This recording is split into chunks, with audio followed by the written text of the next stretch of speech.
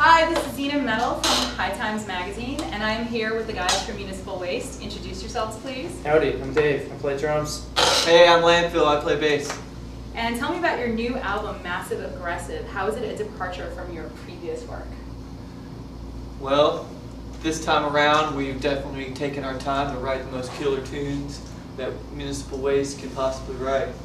I agree. Yeah. For sure. We spent a lot more time doing pre-production, so we really figured out what we want to do and not want to do, so that's what made the album the strongest. And I hear you guys are consciously working on changing some of your party image. What brought that about? Well, just doing a lot of drinking, you begin to get a little beat down. Well, I guess you can only do the same thing so many times before, you can't make the same record forever, so it's just natural. And how did that change? And how did this change in direction change your music or songwriting style? It didn't really. We're the same guys doing the same thing. It's just is who we are at this point. So what are some of the songs about? What could we look forward to? Being massively aggressive. What are some of the song titles? We've got Wrong Answer. We've got Acid Sentence. Yeah, Acid Sentence is Tony writes most of the lyrics. Ryan writes some. Phil wrote a little. And Acid Sentence was about a serial killer from Russia. I forget which one. And there's some of that, some of horror worship, and some news issues, some personal stuff. Sounds like you guys are maturing. Is that possible? I guess so. I don't think I'll ever be mature. But you guys still smoke. Yeah, I smoke tons of weed. Occasionally, for me. And do you guys support marijuana law reform and usage? Yes, absolutely. I fully endorse it. Yep.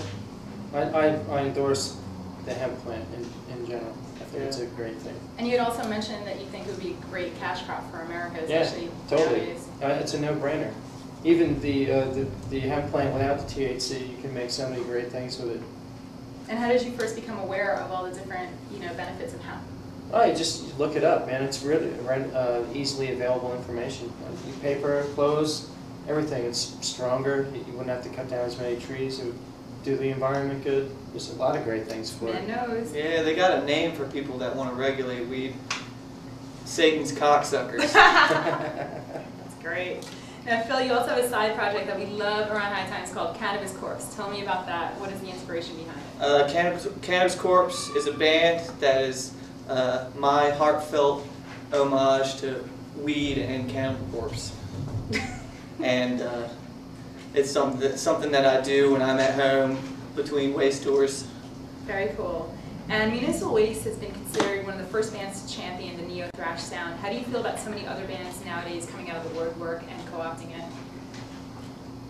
It's cool, everybody's doing what they want to do. And if they're finding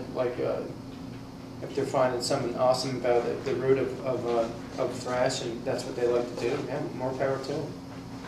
Now, I know you are also involved in a lot of other side projects, yes, or a lot of other projects. I'm a musical idiot. Musical savant. Yeah. Now, you said you had a hat trick this year. What are the other records? The Birds of Prey record came out on Relapse earlier this year, and the new Burnt by the Sun record will be out in August, and then the new Waste as well. So that'll be my hat trick. Very cool. And what are your plans for the rest of this year, tour-wise, festival-wise? Tour. Yeah, we're playing a ton of shows. Yeah, so you guys festivals, small clubs, Europe, U.S., Canada, places that we've never been to, Portugal, Athens, Croatia, Slovenia, and there's another one too. It's escaping me. Very cool. Which I'm psyched about. Serbia. Serbia, that's great. Yeah. And do you guys find that when you go overseas to some of these other places, or maybe some of the more Latin American countries, that the reaction is even greater there? Well, we've always gotten a great reaction from the Latin Americans, and like when we play Southern California and all through there, they support us big time. Yeah, and they've been real receptive and like true passionate fans of music, so they love it. They're not there just to be seen, they're like fans of music. Do some of these fans try to get you to go out and party more? Yeah, of course. And do you guys have a fun story that you want to share with us? Well, when we played in LA, recently there was a balcony and kids were taking running dives off the balcony, swan dives, or like flips into the, you know, the pit area. Yeah, we just did that tour with Lamb of God and As I Lay Dying, and you know, Nick from As I Lay Dying came to see the show, and he's never seen us on our own. And he was up in the balcony, he was like, man, I saw the sickest thing. I saw some guy run and do a flying flip out of the balcony into the crowd. It blew his mind. It was funny to hear him say that.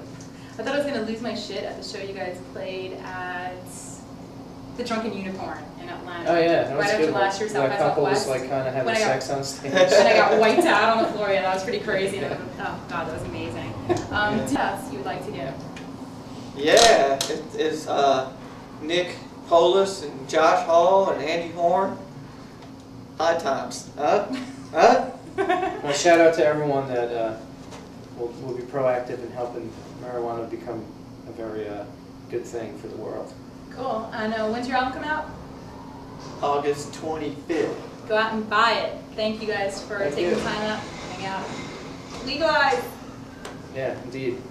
It's on. Thank you. Thanks for the silence.